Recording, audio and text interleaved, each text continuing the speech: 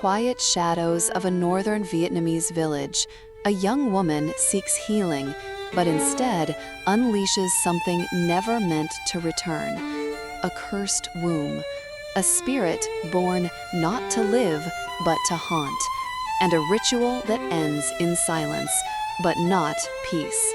She died, but the story didn't end, because one question remains: who now holds the jar, and what have they done with it?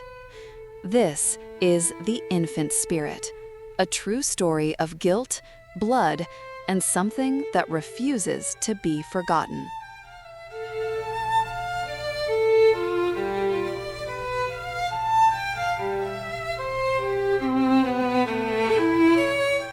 The man who had returned looked exhausted, still seated in silence. After finishing his cigarette, Uncle Nam moved the old army backpack to the side and asked me, "So these past 10 days, did anything unusual happen to you?" His question startled me. I suddenly remembered the nightmare I had the night I came home from his house.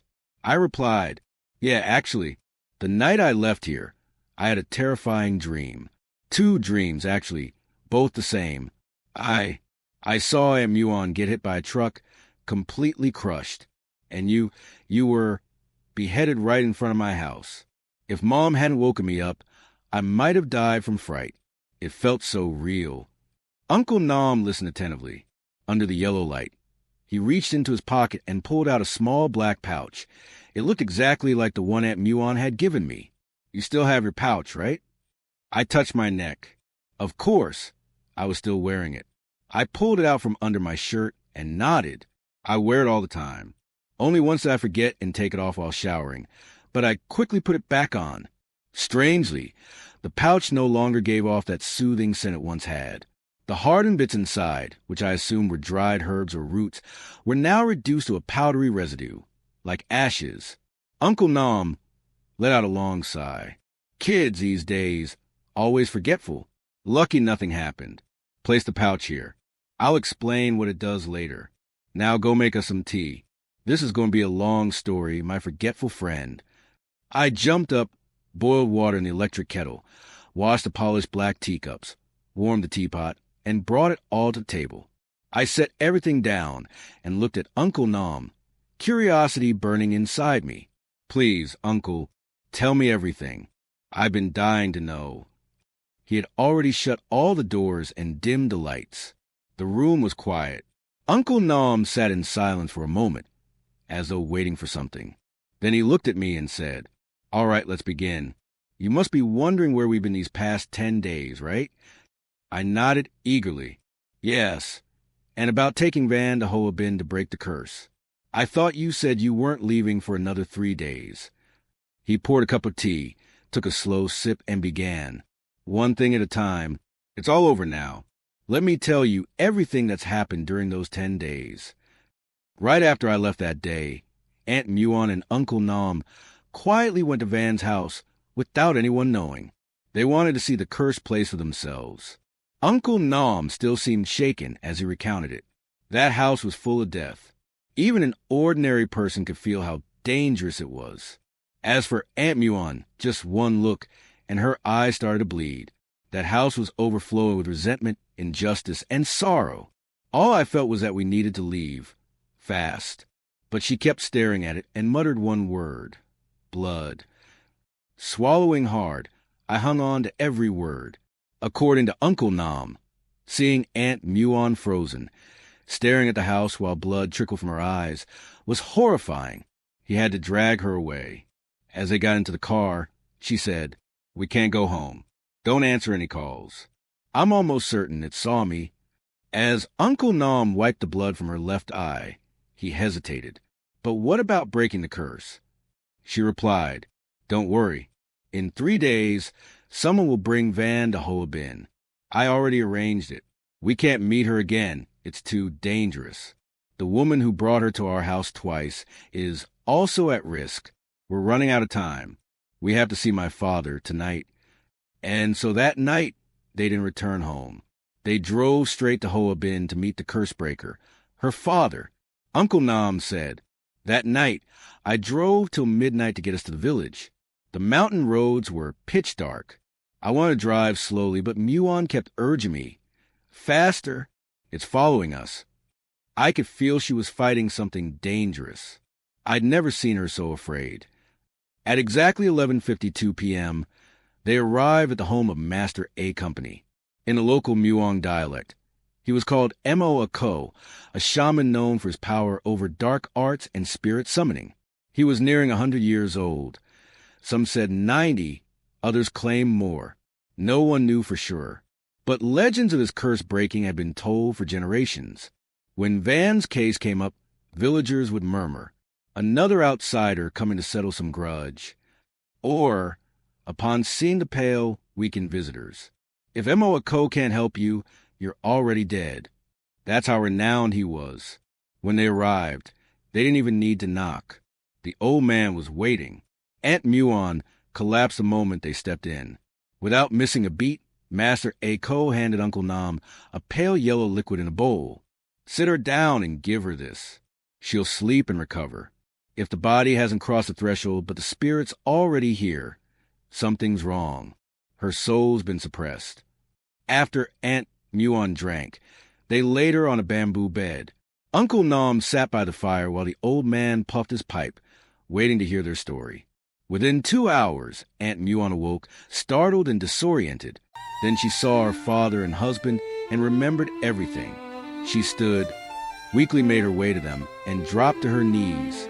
I was wrong. I thought I could handle it. Please help me before more people die. Master Ako exhaled from his pipe. His skeletal face, wiry white hair, and impossibly long curled fingernails caught the firelight in a way that made even Uncle Nam flinch.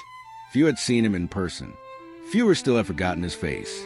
Ignoring her bowed head, he went into a small room behind a creaky bamboo door. He returned with a dusty box, ancient and heavy. As he opened it, he said, "Raise your head. I heard everything from Nam." "So a monster, huh? Let's see. I heard about that 50 years ago when I studied under Mo Alai. Never encountered one myself." He brushed the dust off, opened the box, and pulled out an old, crumbling book. Carefully, with those long nails, he turned the fragile pages until stopping at an illustration of a ceramic jar with a red cloth lid. Here it is. The infant spirit, or monster as the Chinese call it, kept in a white porcelain jar with a red cloth lid, made using a fetus between 16 and 24 weeks old, mixed with blood and soil from where the mother abandoned the child. Inside the jar is a spirit, formed with ashes from the mother. Feed it daily, and it grants your wishes. Aunt Muon looked at the shaman intently, her voice low and trembling. "Master, can you break it? That house where the curse graph lives. It's horrifying." Mo Ako gazed back at her, his eyes unreadable. Then he spoke, calm but firm. "Those who practice curse graph will always know how to break it. Long ago, curse graph was created with good intentions, to help people, to heal the sick. That was the true purpose of those of us who walk this path." He paused, his voice dropping into a heavy silence. But in the spiritual world, just like in this one, there are always those who abuse their powers, shamans who stray from that purpose. And when people begin using curse graph in ways it was never meant to be used, that's when it becomes something deadly. Mo Ako took a slow sip of water, then gently shook his head. Whether it's use of good or evil, curse graph always draws on the power of wandering spirits, ghosts, and demons. And the nature of demons is to harm. That's why, when the wielder uses it for evil, the dark side of the curse graph grows stronger. The more lives it takes, the more vicious it becomes. Eventually, it doesn't just serve its master, it begins to control them.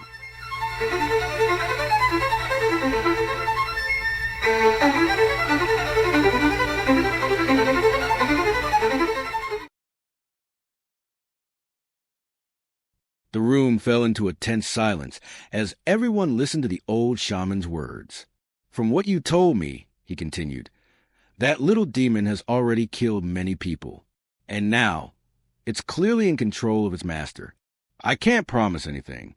When a shaman breaks a curse graph, they must use their own spiritual power to suppress it, but only if their power is greater than the one who cast it. If not, the curse will rebound and kill the one trying to break it. He paused, eyes dark. This type of curse graft, one that uses a fetus, is among the deadliest and most feared. The one who created it must have been powerful. Someone deeply versed in occult magic and dark spellcraft. Breaking such a curse means confronting its creator head-on. He chuckled dryly, the laugh of a man who had seen too much. In over 100 years of life, this is the first time I felt this kind of unease. If only Master, a lie, were still alive. Mrs. Muon asked again, voice strained, Master, is there any way to undo it? While nudging the burning firewood deeper into the hearth, Mo Ako answered quietly, There is, but whether it will work, I can't say. If it fails, you both already know what will happen. He fell silent for a moment, then let out a deep, tired sigh, as if shaking off a heavy thought. That girl, she'll be here in 2 days, right? Tomorrow, you two must prepare a few things for me. He leaned in and whispered something into Mrs. Muon's ear in a language only the ethnic elders understood. It was nearly 4 a.m. by then. Mr. and Mrs. Muon laid down to rest, but sleep never came. Worry etched itself deep across their faces after hearing the shaman speak of this dark, demonic cursecraft. Mo Ako remained by the fire, staring into the flames. When the first rooster crowed, he suddenly stood and headed out to the garden behind the house, where many strange herbs grew. Under the faint light of dawn, Mr. Nam couldn't quite see what the old man was digging, only that he was working hard. The next morning, Mo Ako emerged, carrying something wrapped in black cloth. He placed it in a tightly sealed wooden chest. There was only a single round hole carved into the top, its purpose unknown. Mr. and Mrs. Muon didn't dare ask. They quietly left for the deeper parts of the village, where each house sat a kilometer apart, to gather the items the old shaman had requested. They returned only after dusk. When they entered the house, Mo Ako was already seated in the center of the room with that mysterious chest in front of him. Mrs. Muon quickly motioned for Mr. Nam not to make a sound. Both froze in place, watching as the shaman sliced his palm open and let his blood drip to the hole in the chest. The air shifted, thickened. A crushing pressure wrapped around their hearts, squeezing with invisible force. Only when the last drop of blood fell did that pressure finally ease. Mo Ako covered the hole with a red cloth, then rubbed a black powder into his wound, while mumbling a prayer. The house returned to stillness. Turning toward the door, he asked quietly, Did you find what I asked for? Mrs. Muon nodded, unable to speak. Good, he said. Take it out back. Leave it there. No food, no water. She rushed to obey. Mr. Nam stood watching, confused, until Mo Ako snapped with a voice like thunder. Don't look at it. Do you want to die? Startled awake, Mr. Nam ran after his wife. That night at exactly midnight, Mo Ako drew a circle of white salt on the floor. He stood at the center with the chest, surrounded by flickering oil lamps. He ordered the couple into the inner room. Make no sound, he warned. They hid behind a bamboo door, peeking through the cracks, barely daring to breathe. Outside, the world was silent. Inside, the old shaman began to chant in an ancient, indecipherable tongue. A bell rang softly with each phrase. Then, from inside the chest, came a dull knock. Then another. The chest began to shake. It thudded harder and harder, as if something inside wanted out. The chanting quickened. The shaking worsened. Crack, crack, crack. A weathered red cloth whip, soaked in some kind of pungent, dark liquid, lashed the chest again and again. Every strike echoed through the night. The air outside was dead still. Even the rustling leaves seemed to hold their breath. And then, from inside the box came noises.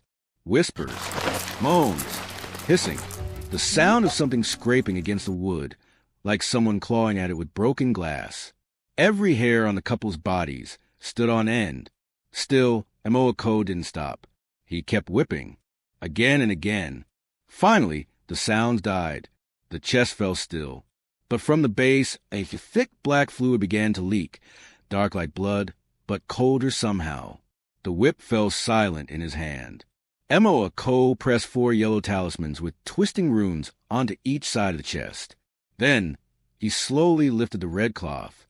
A pale mist rose from the hole, swirled, and vanished into the air. He tapped the chest 3 times. Knock, knock, knock.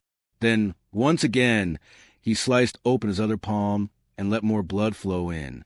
This time, it poured faster, more of it. Too much. Mr. Nam almost stepped forward, alarmed by how pale the old man was becoming. But Mrs. Muon stopped him, holding him back. Eventually, the blood stopped flowing. M.O.A. Ko's trembling hands pulled the cloth over the hole once more. He rubbed the black powder into his wound and stayed silent. Then he motioned to the couple, "Move this chest to the head of my bed." By morning, he looked like a different man. His hair, silver and soaked in sweat, clung to his forehead. Wrinkles had deepened on his face. His hands, skeletal, veins bulging, skin like paper, still trembled. When Mr. Nam reached to wipe the sweat from his father-in-law's brow, a few strands of white hair stuck to his fingers. And that was only the beginning.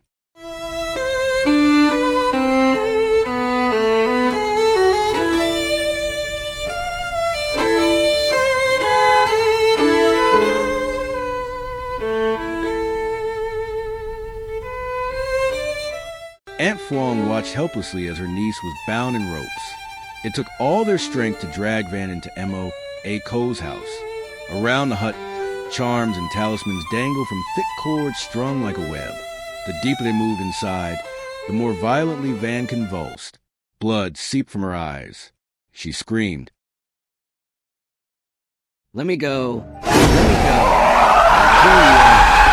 I'll kill you. Sink. Van was thrown to the center of the ritual space, laid inside a circle drawn with dog's blood and salted white.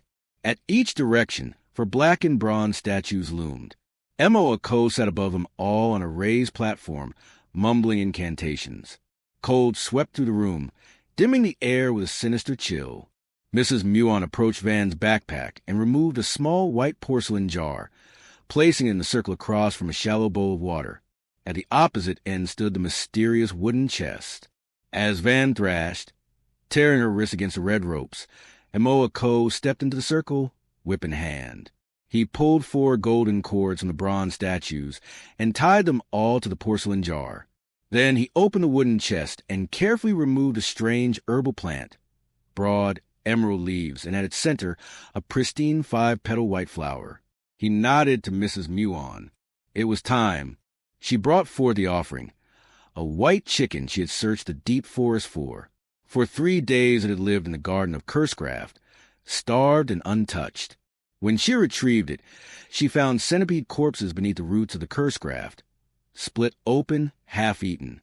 In M.O.A. Ko's hands, the chicken fell silent, motionless, as if hexed. Outside, every window was sealed tight, paper charms affixed to the walls. Dog's blood was smeared across the wooden slats of the hut. M.O. Ko donned a ceremonial yellow robe. It was noon. The ritual began. They all gathered to one side, terrified. Aunt Phuong trembled as she watched her niece sobbing, bleeding from her mouth, nose, eyes. She wept. During the Cursecraft banishment, M.O. Ko shouted, "No one is to move, especially family. Close your eyes. Do not believe what you see. Do not listen to what you hear. If this fails, not just one, but everyone here will die under its curse." A hushed Yes, Master. echoed across the room. M.O. Ko cleansed his hands, burned a black talisman to ash, mixed it with sacred water, then forced it into Van's mouth. He sat cross-legged. Before him the copper basin filled with clear water. To its left, the porcelain jar, now entangled in golden ropes. To the right, the plant with its haunting white flower. He began to chant. The jar trembled. So did Van. His voice rose. The air thickened. The water shivered. The golden ropes pulled taut. The talismans whipped in the air, though there was no wind. Then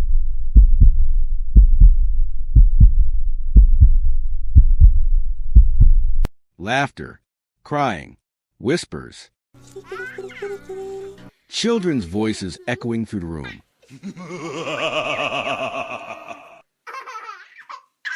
Hee hee. Emo Ako struck Van with the red cloth whip. The crack was deafening. I cast you out of this body. Demon spirit, hear me. Your karma deepens with every soul harmed. Leave now and find peace. Again the whip struck. Van shrieked in agony. Yet she grinned. Not Van. The curse-graft spirit inside her. She looked up at Emo Ako with blood-filled eyes and hissed. Old shaman, you're dead. You'll never banish me. Never. From the hut walls came grinding teeth, shrill laughter, and sorrowful cries. Amphuong tried to rush into the circle, screaming Van's name. But Mrs. Muon and Mr. Nam held her back. Let me go. She's crying for me. My baby, Van. In her eyes, Van's sweet, tearful face begged. Auntie, help me, it hurts. But it was a trick. Mrs. Muon grabbed the talisman, dipped it in dog's blood, and slapped it onto Amphuong's forehead. Don't believe what it shows you. Wake up. Amphuong's body went still. Her eyes opened wide, seeing not a weeping niece, but demonic face dripping with blood, lips split in a grotesque smile. That is no longer your niece, Emo Ako said grimly. It's a demon. Outside, the skies had turned slate gray. Thunder roared. Wind howled. Candles flickered as freezing damp crept in. The copper bowl trembled. Van's body writhed under the whip's lash, but no bruise appeared. Her smile faded. Agony returned to her face. Still Emo Ako roared. Leave her, spirit, or be lost for eternity. Van screamed. Daddy, help me. Her body collapsed, still. Emo Ako didn't hesitate. He grabbed the red cloth in the chest and covered the porcelain jar. He shouted, Get the girl out. Now! Mr. Nam and Mrs. Muon rushed in and lifted Van from the circle. Emo Ako's disciple smeared dog's blood across Van's hands and feet. Amphuong cradled her, wiping blood from her face. Thankfully, Van's injuries were only torn wrists and ankles. She was unconscious. But the moment she cried, Daddy, help me, every candle went out. Only the oil lamp in the circle remained. The disciple rushed to relight the candles, only to suddenly collapse, coughing up blood. Don't move. Emo Ako shouted. The one who created the curse graft, it's fighting us, trying to free the demon. Emo Ako sliced his palm, dripping blood into the roots of the white flower plant. Drink my blood. Aid me. You are my child. You must obey me. A soft mist drifted from the plant, covering the room. The shaman's body trembled. His hands bled freely. His silver hair began to fall out in clumps. 6 hours had passed. Despite the chaos, the white chicken remained unmoving, eyes open. Suddenly, Emo Ako vomited blood, drenching the water bowl in red. Mrs. Muon tried to help, but Mr. Nam held her back. The mist returned to plant. Emo Ako kept chanting, though his body shook. Then the candles lit again. He seized a chicken and slit its throat. Its blood poured into the porcelain jar, then into the water, then onto the roots of the plant. He screamed through bloodied lips. Your creator is dead. If you do not follow me, you will perish. Take this blood path and enter the blood curse graft. I will purify you. It is over. The jar shattered. Ash scattered through the room, drawn into the flower's roots. Blood vanished where the ash touched. The water in the copper bowl turned black. Inside the broken jar was a single, shriveled fetus. Emo Ako picked it up and burned it to ash. The plant shuddered. Its white petals turned blood red. He stroked a petal and whispered, Blood curse graft, this is your new home. When your flower turns white again, you'll be free. The storm ended. Rain tapped gently on the leaves. Mrs. Muon rushed her father, pale and withered, every last silver hair now gone. Mr. Nam carried the old man to a bamboo bed. Emo Ako motioned for his pipe. He puffed. It's done, he said softly. But your part is not over. Curse graft binds a body, but escaping from oneself, that is far more difficult. He closed his eyes. Van had awakened. She lay in Aunt Phuong's arms, confused but calm. "It's gone, Andy," she whispered. "It's finally gone. Yes, my dear, you're free now. Come, let's thank our Savior." They bowed before MOA company. Aunt Phuong wept. Mrs. Muon smiled gently. "You should thank the woman who brought her here. She crossed mountains to help children in need. Her heart called to me, and that's why I helped." But MOA Ko's eyes narrowed. He looked at Van. There is still something lingering. Van turned slowly toward the blood curse graft. She reached out. "Don't touch it," Mr. Nam warned. MOA Ko signaled for everyone to leave. Mr. Nam said, "Take Van home. Don't go back to that house. It's been cleansed, but what died there left shadows." Aunt Phuong nodded. She had always wanted Van to live with her anyway. As they stepped outside, Mrs. Muon caught Van glancing back, straight at the blood curse graft. Its leaves trembled, as if speaking to her. Mr. Nam gently returned the plant to its chest, sealing it once more. The disciple stirred from where he had collapsed. He never spoke a word. "Why doesn't he talk?" I asked. "He's mute," Mr. Nam explained. MOA Ko found in the forest. He's loyal, hardworking. That's all he needs to be. And so, the tale of the infant spirit came to a close. Thanks to MOA Ko, Van was freed from the curse graft. But something nagged at me. Mr. Nam only spoke of the first 5 days. What happened after? And where was Mrs. Muon now? I asked him, where did she go? He ignored me, staring at 2 small black pouches on the table. "These are the roots of the curse graft," he said. Mrs. Muon gave one to everyone who came in contact with Van, to protect them, but it only lasts so long. If the curse hadn't been broken, we'd all be dead. He leaned closer. "Curse graft is nothing to play with. Never forget that. Now go home. It's nearly midnight. Your mother will worry." It was 11:50. There was no way I was staying. Not after that. I bolted through the dark, heart pounding.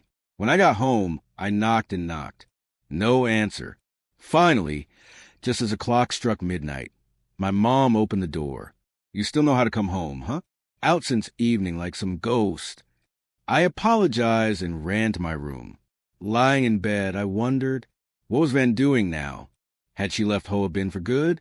And then I dreamed. It was peaceful. Van was smiling, her eyes bright, no longer cold, no longer lost. But the closer I walked toward her, the farther away she drifted.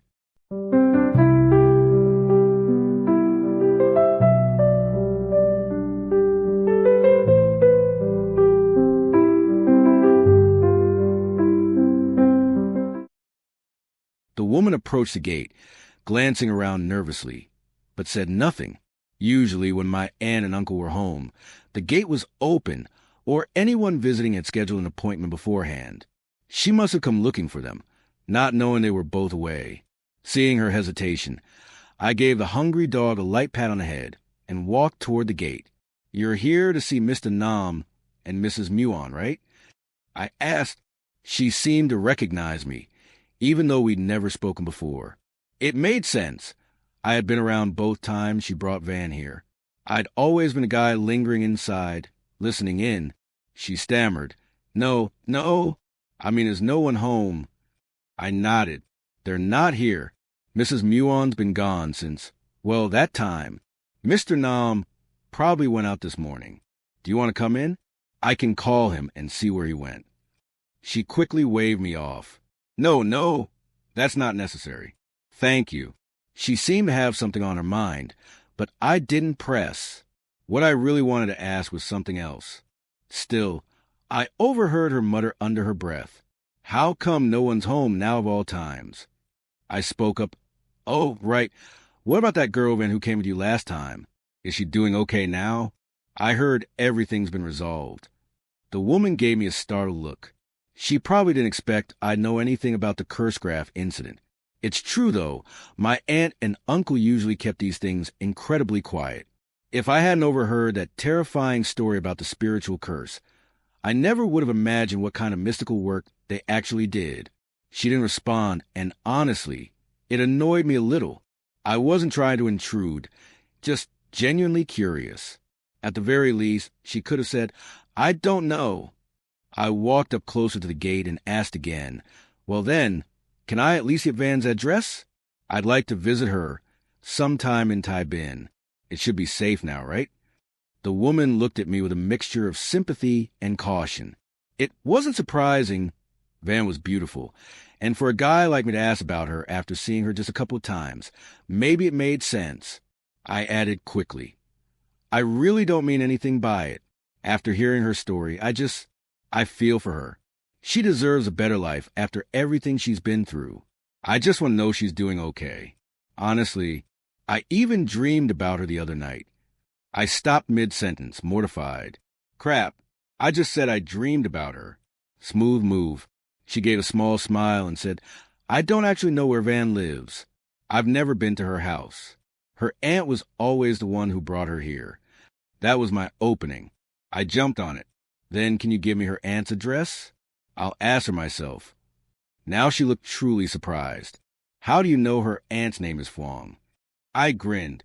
When we were up in Hoa Bin, it was Aunt Phuong who brought Van. Mr. Nam told me. She clicked her tongue. "Wow, this must be fate. All right then, since you're this determined, here's her address and her husband's business card. But if I were you, I wouldn't go. You don't know what you're getting into." "Oh, please." Adults always act so mysterious. Of course I knew Van's past was dark. I'd seen enough, even just in dreams. I cut her off. Yeah, I get it. I'm not chasing after her. Just checking in. Thanks. I'll tell Mr. Nam you stopped by." I snatched the card and dashed off to tease the dog still scarfing down its dinner. When I turned around to thank her, she was already gone. Weird. For someone so big, she sure disappeared fast. Then I remembered. She came by car, probably parked on the street. 2 days passed. Naturally, I stopped by Mr. Nam's house every day. Feeding the dog had basically become my job. That evening, I saw Mr. Nam coming home, with a younger guy in tow. The man was dark-skinned with tightly curled hair. "Hey, Uncle Nam, where have you been? I've been feeding your dog, or it'd be bones by now." He laughed, carrying bags into the house. I turned to the guy with him. "Hi, I'm guessing you came with my uncle?" The man didn't answer, just nodded. I was about to introduce myself when Mr. Nam called out, "Hey, come help me carry this box." The curly-haired guy ran to lift a heavy wooden chest with Mr. Nam. They moved it inside. I stepped forward to help, but Mr. Nam waved me off. "No need. We got it. Just feed the dog, all right? I've got to head out again soon. Keep an eye on the place, will you?" The spare key's still in the flower pot. I muttered, half annoyed, Yeah, like anyone would rob your house. Later, we sat outside on the stone bench drinking tea. I suddenly remembered the woman who had visited. Oh, right. Uncle, a couple days ago, that chubby woman who brought Van came by. No one was home, so she left. And, where's Aunt Muon these days? Uncle Nam's face darkened slightly. He clicked his tongue. Why'd she come back now? I asked again. So, where's Aunt Muon? She's still up there. Taking care of MOA. The curly-haired guy raised a finger to speak, but Mr. Nam cut him off. All right, let's go. We'll be late. Watch the house for me. Okay?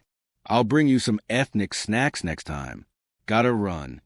I waved him off, then locked the gate behind me. That week, our company had started a rotating time-off policy. I lucked out, got 5 days off before the rest. 4 days left, and nothing to do but cook for Mom and feed the dog. That night, while getting ready for bed, I pulled out my wallet and spotted the business card. Right, the address for Aunt Phuong. Van was supposed to be staying with her. What better time to visit? I tossed a few clothes in my backpack. Ready? Mom, I'm heading to Tai Bin for a couple of days. I called. She raised an eyebrow. Visiting your old army buddies again? Funny. I remember when you came back from service. You swore you hated that place. Now you keep going back. I nodded. Yeah, some of the guys from the next batch are still up there. Thought I'd check in. She handed me 1,000,000 dong. Take the bus. Don't ride your bike. It's dangerous. I thanked her profusely, stuffed the money in my pocket, and went to bed. Just as I was dozing off, the neighbor's dog started barking. Annoyed, I went outside, only to realize it was Ki, Mr. Nam's dog. Oh crap, I must have left the gate open. But even so, Ki never just showed up like this. Her black coat was caked in mud. The image of that cursed white dog from Van's story flashed through my mind. It was already past 11 p.m. No way in hell was I walking back to lock the gate now. I let Ki in and bolted the door behind me. She barked 3 times, loud, deliberate. I froze. Something was near. I ran to my room and shut the door. Ki curled up quietly in the corner. Midnight struck. I lay in bed, restless, thinking about the trip tomorrow. What would I say to Van? Would she even remember me? Eventually, I drifted off and dreamed. It was early morning. Ki was pawing at my door, waking me. I opened it. She gestured, almost like she wanted me to follow. Outside, the air was crisp. Dew clung to the grass. At the gate stood a girl. Simple clothes, soft smile. It was Van. Ki ran to her. I followed, stunned. Van turned and called out to me. Come on, what are you waiting for? I tried to move, but couldn't. 2 blackened hands reached up from the earth, grabbing my legs. I screamed, but no sound came.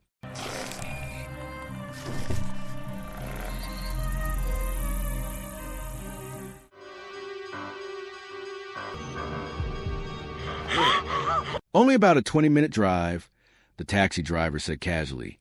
I drop passengers off there all the time. Big place, one of the nicest houses in that area. Visiting family. I replied honestly, no, I'm just visiting a friend. The driver didn't ask anything else. We reached the destination even earlier than expected, around 15 minutes. The car stopped across the street from a 4-story house. That's the one you're looking for, the driver said, pointing. Check the address again, just to be sure. There was no mistaking it. The large sign read, Hung Phuong Transportation Company, Limited. I grinned, paid the driver, and crossed the street confidently. I rang the bell without hesitation. Asterisk ting, ting, ting, asterisk. A poised, elegant woman eventually appeared, gracious but cautious. She didn't open the gate right away.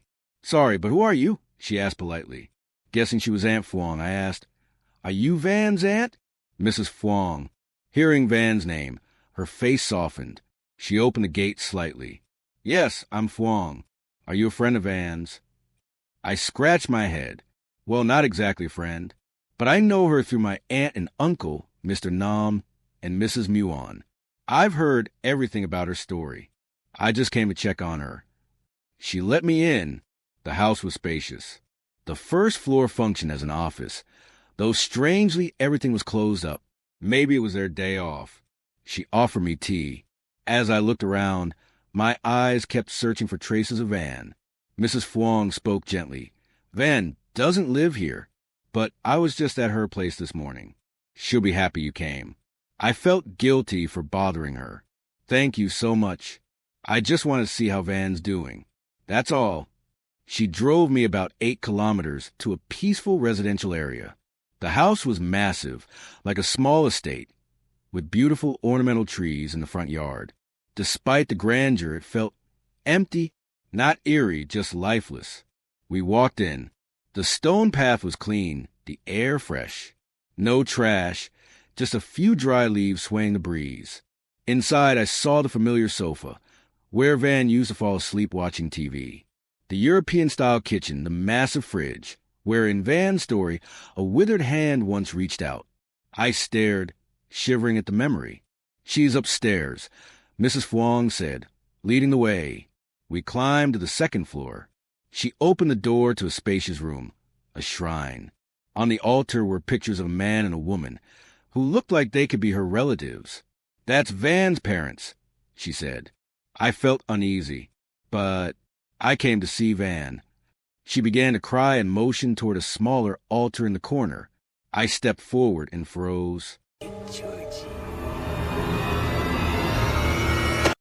There it was, Van's picture. The same smile I had seen in my dream the night. Mr. Nam told her story. No, it couldn't be. My hands trembled as I reached for Mrs. Phuong's shoulder. Why did Van die? I thought everything was over. She was safe.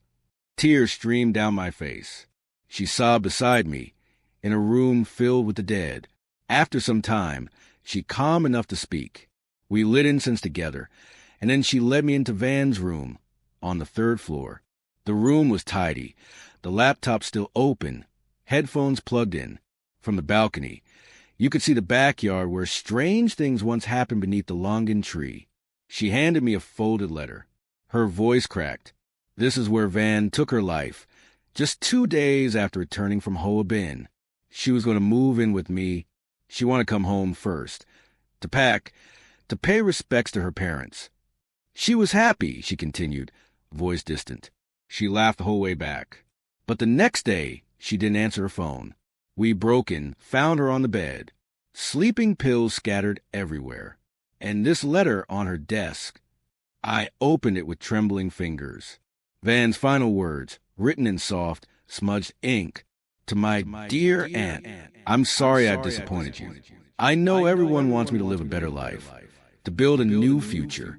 But ever since I was violated, since I cursed and killed him, since I became the mother of it, I haven't been able to breathe. Even after being freed, I couldn't forgive myself. How do you live with the fact that your child was fathered by the man who destroyed your family? And worse, that you killed your own child? Yes, I killed it. Annie, I ended the life inside me. They freed me from the curse graft, but they couldn't free me from myself. That day, the day I chose to end the pregnancy, was the day I truly died. Only now, can I end this? Don't be sad. I'm just going home, to my parents. Please thank everyone who helped me. They are all good people. Goodbye. I sat stunned. Now it made sense. Why Van's belly never showed signs of pregnancy. She had already ended it, and no one knew, not even Aunt Phuong. Mo Ko once said, we can free someone from curse graft, but freeing them from their own pain is far harder. He knew, he saw it in her, that her release would never come from rituals, but from herself. If it were me, would I have chosen the same? Perhaps death was her only peace. I shared my thoughts aloud. Somehow we both felt lighter. A soft breeze blew in through the window. The longan tree rustled outside. She's here. Mrs. Phuong smiled through tears. She's saying thank you for coming. I saw her shadow behind you when you arrived.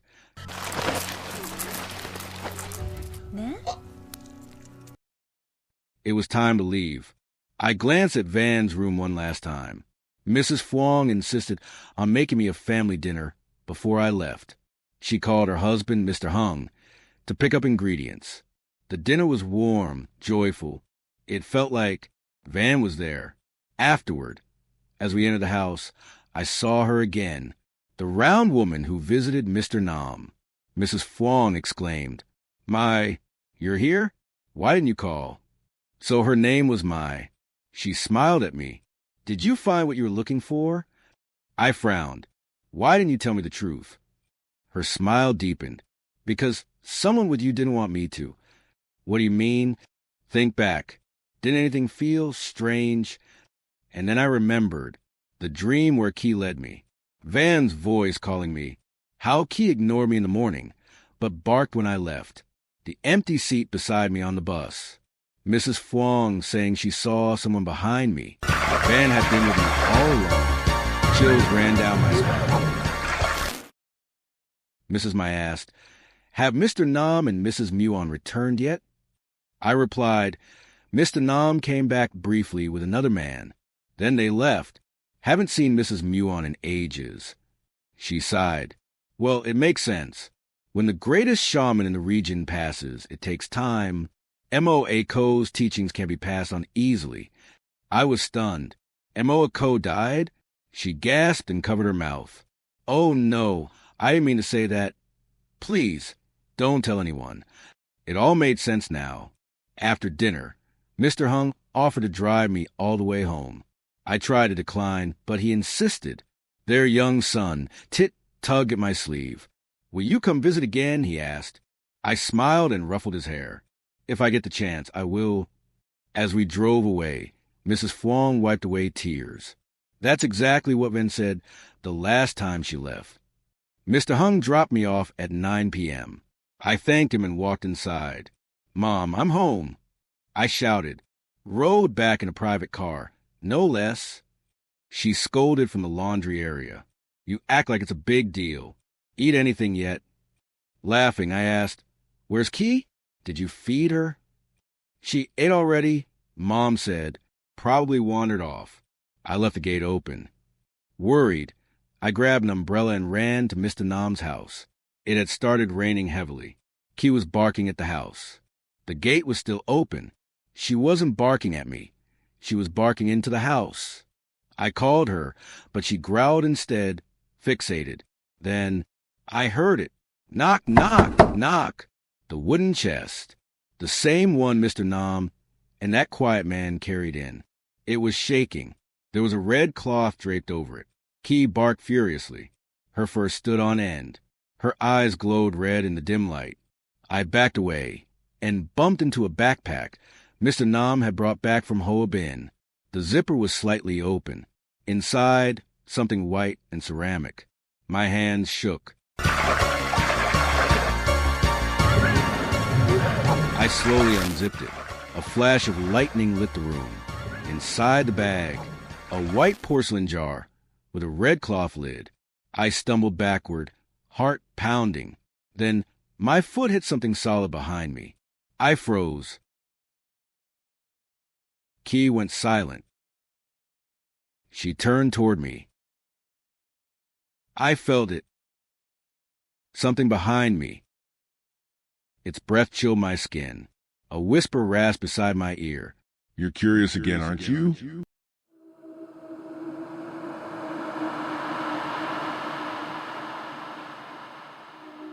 I had left the grand house behind. I had said goodbye to that eerie dream on my trip to Tai Bin.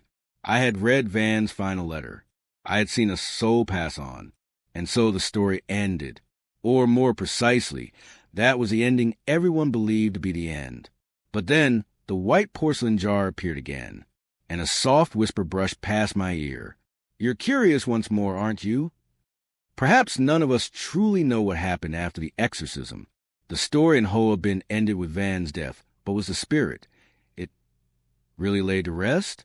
Or was Van merely freed from the curse, while still imprisoned by a silent soul hiding deep within her heart? Or perhaps Van was it? A soul clinging to a forsaken womb, reborn through hatred and blood, only to merge into Van herself. If you, the reader, traveled as I did, you'd notice Mrs. Mai knew. Mo Ako knew. Miss Muon had her suspicions, but their lips remained sealed. They hid part of the truth behind quiet nods, leading us to one question. Who was the last person to carry the soul away? Why did the porcelain jar return? Was it a new one? Or had the broken jar been reforged through a second ritual? Was it Mr. Nam who brought it back? Did he reuse Van's unborn child to craft a new curse-graft jar? A girl who destroyed her own child out of fear, then herself, out of guilt, whose soul was truly never released.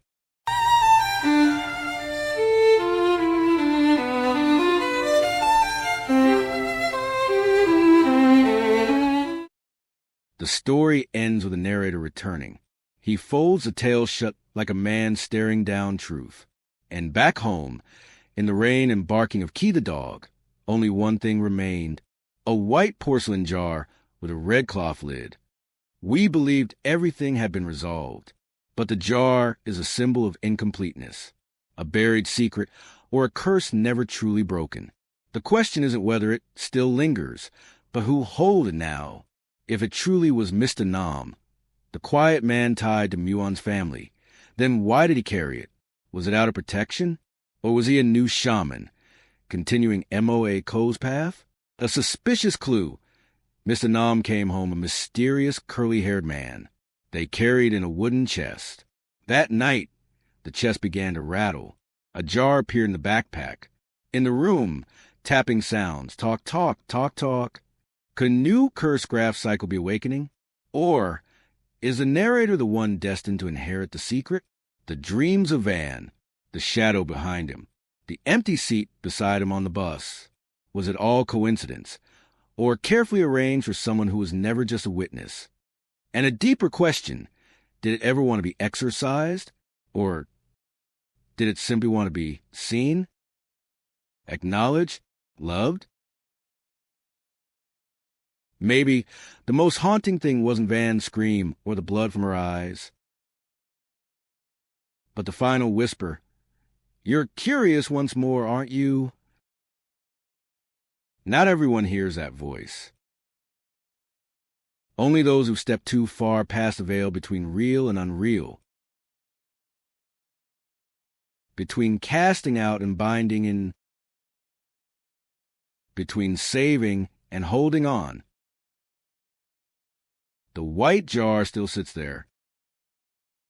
Would you dare lift its lid? The end.